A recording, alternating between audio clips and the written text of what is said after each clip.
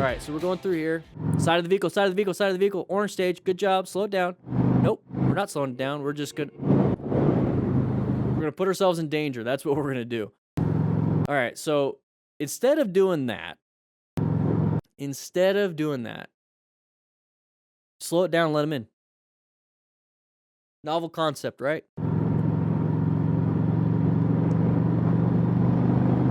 We sped up. We sped up just to do that.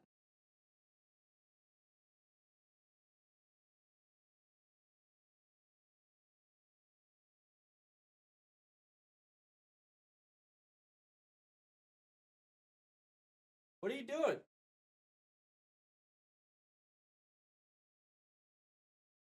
What are you doing? Just to get a video? Come on. Here we go. If the biker was wearing the right gear, this all would probably have ended in just a few scratches on the bike. Uh-oh, so there's not a lot of gear. Oh! Oh! Oh!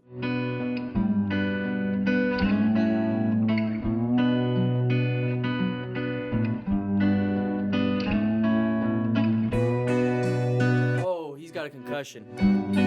He's got a... No, no, no, no. See, this is why I don't want you picking up the bike. Help your buddy. The bike, it doesn't matter. Look, he's gonna fall down again.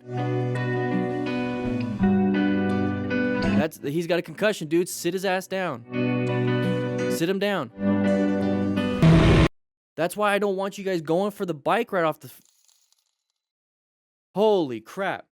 This is exactly why I don't want you guys going for the bike. I want you to go for this, or help your friend. Sit him down and then help him out. This is also why you need to acquire and utilize personal protective equipment. A helmet. Get yourself a helmet. Hey, there's my Cardo right there. Get yourself a helmet. You're going to crack your skull. Holy crap. Holy crap. No, it looked like a dirt bike. Just on the bike. So what's happening here? Let's go ahead and just do a quick assessment of what's possibly happening, okay? So this driver is in the left lane, wants to go over here, does this. That you're not supposed to do that in the first place, okay? So that's going to be an issue. So you have the rider coming in from this side and the path of travel, and there's a collision. And then the other rider probably saw it last second, was behind the one that collided, and went to the left side. So that's what I have a feeling that's happened. Holy crap. Bike. So there's the impact. So we collided. There's the impact, but there it is. So why do you think I tell you to wear your freaking helmets? You're going to go head first. You're not going to be able to do anything about it. When you collide, that's it. Physics takes over. You're not going to tumble correctly. You're not going to land on your back and then do the perfect movements. We're not John Wick. We're not doing anything crazy. You don't know how to react. You need to have full gear. We're not wearing full gear. Head first, spine, right? His head. Okay? So there's the impact. There's the hip into the curb, easily fractured your iliac crest, your hip. And it's a dirt bike. So these guys are riding around on dirt bikes. I don't care what you're riding. I want you to seek out, recognize hazardous situations. Okay, smart rider principles here. Maintain your fundamental skills. Acquire and utilize personal protective equipment. That's why it's in the smart rider principles, so that if something like this happens that you had no control over and you hit something and you're wearing full gear, hopefully it's going to protect your noggin, it's going to protect your spine, it's going to protect your bones, it's the hip protector, right, in your pants. Hopefully it's going to absorb some of that so you don't break your hip. Rescue Another Rider is going to come up next. Teaching and mentoring is what we're doing right now. Okay, we have a new book that just came out today, the Smart Rider Basic Training. Grab the book. It's going to explain all the Smart Rider principles to you. Grab it, grab it, grab it. But right here, he's going to be bouncing around. He's unconscious. For a split second, his brain is restarting. It's called coup contra coup. It's where your brain inside your skull is sloshing around in your cerebral spinal fluid. Okay, you got fluid in there, and it's just sloshing. So when he first hits the ground, the brain smacks the front end, whatever spot that hit. If it hit right here, it smacks that spot. And then it's going to bounce to the back and then bounce to the front again. So you hit, bounce, bounce. multiple contusions on the brain, and it's going to reset it. It's going to reset your brain. You're either going to have a bleed, bruising. There's tons of different kinds of bleeds. Subarachnoid, arachnoid bleeds. You're going to have uh, fractures that are going to penetrate into the brain. Blood on the brain is no good. But this right here, a concussion, it's a traumatic brain injury. It's what it is. So look at him. Okay, so now this is what that right there, the guy on the ground, it's not your emergency. It could be your brother, it could be your dad, it could be your best friend, it could be a stranger, it doesn't matter. This person right here, you need to maintain your own safety. Rescue another rider, right? Remain calm, ensure your own safety, stop the bleeding, quickly assess the severity. But you need to remain calm. You need to ensure your own safety. Right now, it seems everything's fine, but you need to stop the bleeding or quickly assess. You need to do an assessment. But here's the thing. If you don't have the training, what do? You go straight to the bike. That's all you know. Now, it looks like he's a young kid. It might be his dad. Oh, don't teach your kids this already. Looks like a young kid. This guy looks like he's a little bit older. A lot older, actually. Uncle, maybe. Kid doesn't know what to do. I don't blame him. Not a lot of people know what to do. But that's what I want you guys to be able to do is rescue another rider. We have rescue cards on the website. We have the trauma kit coming out. We got more coming out. But the main thing is, what do we do for him? Okay, let's go ahead and talk about that. Let's go ahead and talk about what we can do for him. So instead of the bike is whatever. Leave the bike in the ground. Go to him because you're going to start seeing him get up. Right, LB? You're going to see him get up. Now, his brain is not going to be able to communicate with his body very well. Last thing you want him to do is stand up and then fall down again and hit himself in the head again. Okay? People die all the time when they get into fist fights out on the street, and then they get knocked unconscious, boom, hit their head on the concrete, then they die. It's not the punch, it's them hitting their head on the ground. So it's almost the same thing here. So if you see this, if you're in the truck, you get his ass down. If you're that kid, it's just rough. I couldn't imagine my kids knowing what to do with me. So now I need to go teach them, right? But the thing is, make sure he sits down, because watch this. Not gonna be able to communicate. His brain is not working. It's not working. That's a traumatic brain injury. A helmet would have mitigated a lot of that. You could still have a concussion. Probably still do this with a helmet, but it's gonna be way less severe. Way less severe, especially with this type of accident. So he's not gonna be able to walk or do anything. The kid is still trying to get the stuff, the bike out of the way. It's like that's what they know. That's all they know. They don't know how to help somebody, and I want you guys to know how to help somebody. So he could easily fall down again face first. Now let's say he goes face first, smashes his airway. His nose is destroyed. Now it's blocked. Then let's say he breaks his jaw, gets blood in the throat. So now we have an airway problem, not just a traumatic brain injury problem, maybe even a spinal problem, but now an airway problem. So we have to make it to where the victim, the patient, whoever, is not creating more problems for themselves. Okay, so that's why we need to sit the person down on the grass, good area, sit them down. Look at that. So the brain is trying to do what it thinks it needs to do, which is, hey, there's a shoe. I need to put my shoe back on. You'll start to see motorcycle riders try to get back on the bike or try to turn on the bike or turn off the bike. You're going to see people in whatever situation that happened right before the traumatic brain injury, right before the accident, they're going to try to get back to it. That's the brain trying to get on, trying to restart what the process was. He's not conscious. Like, he's not going to remember any of this. He's not going to remember any of this. This is the brain stem working. It's not the cognitive sympathetic brain. The parasympathetic is working right now. So right now, this is the brain stem saying, hey, let's try to survive. We got to move to survive. You can't lay down. We got hurt right now. We can't lay here. We got to do something. Got to do something. And that's where we come in as the kid over there, or as the truck driver, or as that person walking down the walkway, or this truck driver right here. We're going to be the conscious part of that brain. We're going to help him out, sit him down, talk to him until he starts coming to. We're going to assist. We're going to make sure there's no external bleeding we can control. Make sure his airway, breathing, everything is good. This right here is why I want you guys to be smart riders and rescue another rider. The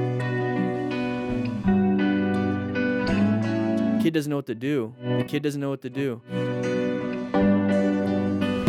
Let's watch it one more time so you guys can see it in full motion, and then we'll just move on. Yeah, whew. It's stressful for me. This is I didn't anticipate this. Did not anticipate this. Remember, wear your gear. Wear your gear. This person probably couldn't get out of this situation. Couldn't brake in time. Couldn't swerve in time. This truck driver pulled out in front of him. Acquire and utilize personal protective equipment. Rescue another rider. This is right here. This is the perfect example. Scratches on the bike. Head injury. Unconscious. Brain restarting. Person doesn't know what to do. They go to the bike because they don't have any medical training. They're freaking out. Remember, remain calm. Rescue another rider. Ensure your own safety. Traumatic brain injury right there. That is a concussion. We can't see if he has any skull fractures or indentations. Sit them down, because if they fall down again, even worse. Come on, new riders. If you want to know how to ride effectively and smart, make sure you grab the Smart Rider Basic Training ebook. I talk about how to plan your ride, what the Smart Rider principles are all about, the color code chart, what patterns to look for, how to rescue another rider. Anyways, you got to just check it out. Make sure you click the link in the description. There's a discount code. It's the cheapest it's ever going to be. Only 500 people are going to be able to get the code. So make sure you grab yours now. All right, let's get back into the video. His green was gone. Okay, green lights, whatever. Why are we getting in the intersection? Okay, seems like a typical day there. Okay, people walking, we're lane filtering, kind of cutting you off. Why do you think that car wanted to do that? That car wants to turn right, dude. It's pretty simple. Hey, close your hatch. Go back to this one. This one right here, it's like, why are we going into the intersection while things are still moving? Different cultures, different areas. You kind of have to probably do that to even get in there. I wouldn't recommend doing that. Don't do that. Now you're putting yourself in dangerous situations. But on this next one, right here, why do you think this car wanted to get into that right lane? Well, there's an open spot and wants to turn right. It's pretty simple. Okay, so we're getting mad at this, and there's a pedestrian sign. This guy's running out just like the sign right there. This person is going to start switching over, so you should start anticipating they're trying to get over there. So there's that line. There's the turn lane. Okay, so we're trying to do the same thing, and we're going to get mad at them. Come on, guys. Come on. Learn this stuff. Lane positioning, planning your ride. Everything. The Smart Rider Basic Training book on motorcycletrainingconcepts.com. We're going to rush through that. Okay. You almost hit a pedestrian. This person's going over because that van was going slow. This was all just kind of dumb stuff. All dumb stuff. All right, so we're going to be riding around here. Whoa, deer. Oh, dear. Holy! Holy! You got a little poo-poo in your pantalones. Holy! Yeah, just pull over and just be like, whoa. Oh! Check yourself. Sweet. Woo.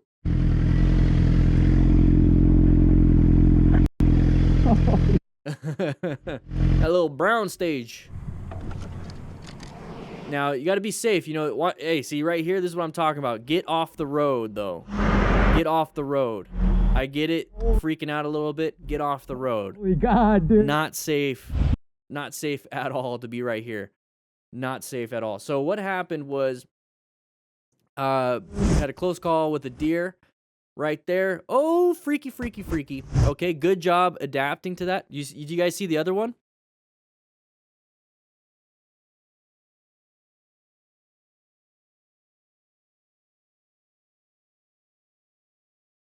When there's one, there's usually another. You guys see that one?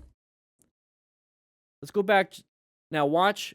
Don't look at the motorcyclist and the deer. Look at where I just pointed. Look at where I just pointed. So there's that. There's the other one.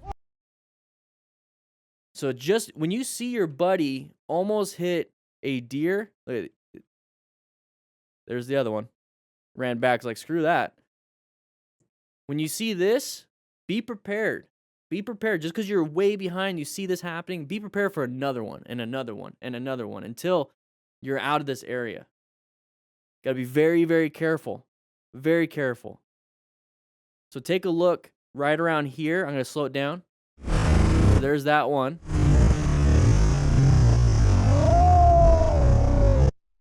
There it is. That one ran back. So be very careful. Now, when it comes to this, and you want to pull over because you're freaking out, and that's fine. I would pull over. This is like, if you ever feel like this because of like rain, a big thunderstorm, something almost happened, pull over. Definitely. But get over in the shade. Keep your bike on the shoulder. That's fine. Don't do this, because be over here. Get out of traffic. Please get out of traffic. Get out of traffic. Now, if anybody got into a crash, let's say somebody got into a crash, and this is kind of the positioning we're all in a crash, also take a look at this. Get on this side too. Just get out of the road. Just get out of the road. Oof. Just get out of the road. Holy God, dude. All right, here we go. Going a little fast. Going a little fast. Full tuck. You see how his head is down. It's kilometers per hour. Very good dash, by the way. BMWs. Good braking. Good braking. What are you doing there, car driver? You need to look for me.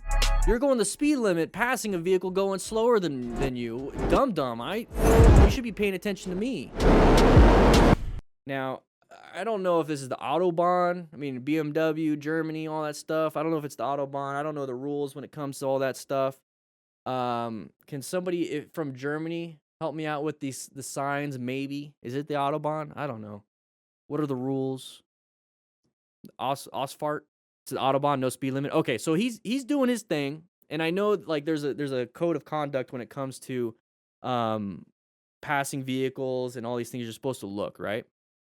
But he's riding around. He's going fat. There we go. So no speed limit. So go ahead, you do your thing. You go fast. But the thing is, it's not anybody else's responsibility to make sure you're safe. It is your responsibility. So if he sees this person coming out of his way, yeah, go ahead and slow down because you're going to crash into him. Should they have got out in front of you? Probably not. But here's the thing. It's your responsibility. So if they did do it, how do you navigate that threat? And are you supposed to get mad at them? Are you supposed to get mad at them? You can if you want. You can if you want. But the problem is, if you just constantly blame other people for these types of things, and you're thinking the only reason why you have close calls is because of another vehicle, no, you put yourself in that situation too. You have equal responsibility, I guess, for that situation. You should have been paying attention, just like that person should have been paying attention. You navigated the threat. They didn't see you, whatever. We can't get mad at that. But if we put all the responsibility on this car driver, we're never going to learn. We're never going to get better. And we're always going to be angry. So I prefer to put it back on me, be apologetic. Ah, man, I should have seen that. And then move on. Shouldn't be doing this. Shouldn't be doing this. Yeah, exactly, Bike and its boy. If you're having that many close calls, it's probably you.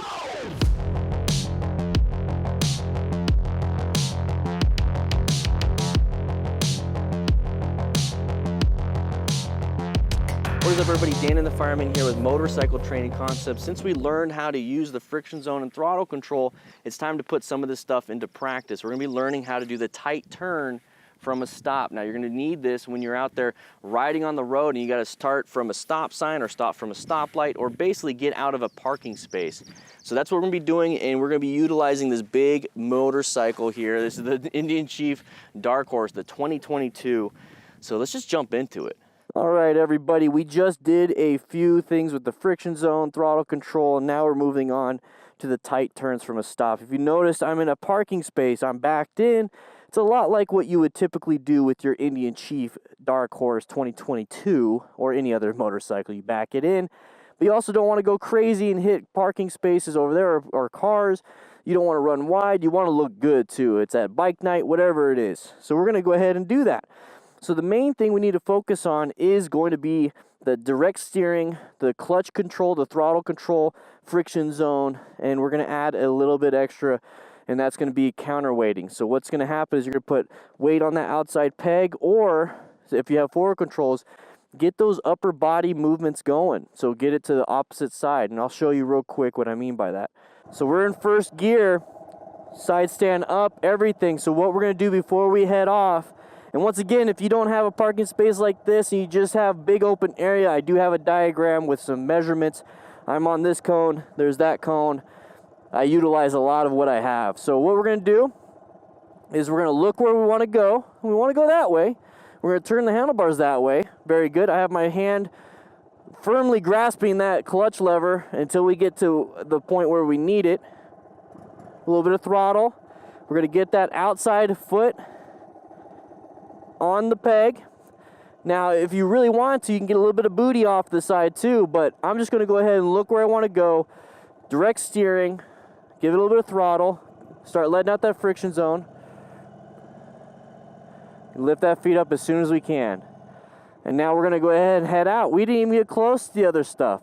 Now, your first view might be super duper wide, and I get that, but that's why we're practicing with no cars in the parking lot. Let's try that again one more time, and we'll move on to the right side. So you notice how I'm kind of coming in? There we go. It doesn't have to be perfect. I'm not next to the cone exactly, but it doesn't matter, right? We're trying to learn. So here's the thing. I'm in the parking space. Very good. I'm going to look where I want to go, turn the handlebars, and with this, once again, get out to that friction zone, give it a little bit of throttle, give it a little bit of counterweighting. So I'm exaggerating a lot. I'm opposite side. I'm not leaning in like I'm doing some knee dragging stuff. I'm getting to the opposite side. Exaggeration, but you get the point. A little bit of weight on that front tire, or a little bit of weight on that outside peg. There we go. Look where I want to go. Give it a little bit of throttle. If this happens, oh crap. Okay, just go ahead and squeeze the front brake and get going. What happened there was you gave a little bit too much and it wants to straighten itself. So if having the handlebars turn so much is a little bit hard for you, just have it out a little bit and really commit to it. So let's try that again.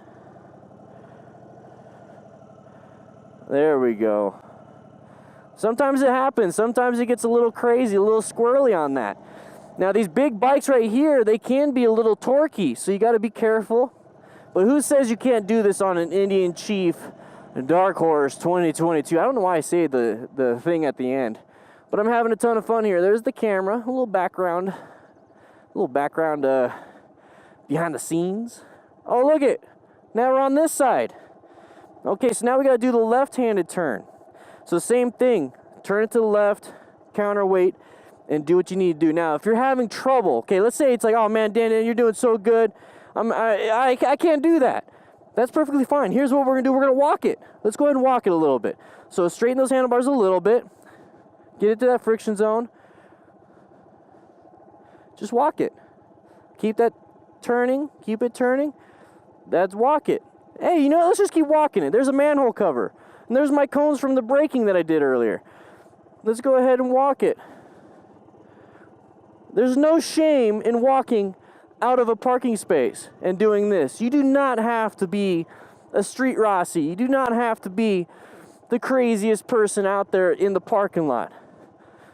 You just need to get from point A to point B as safe as possible, right? So look, I'm walking it. I'm walking it. Turn those handlebars as best I can till they lock. It's a full lock handlebar turn. All right, now I'm in parking space and now I'm good. But let's say I want to get better at this. I don't want to keep walking around. I don't want to look like that for whatever reason.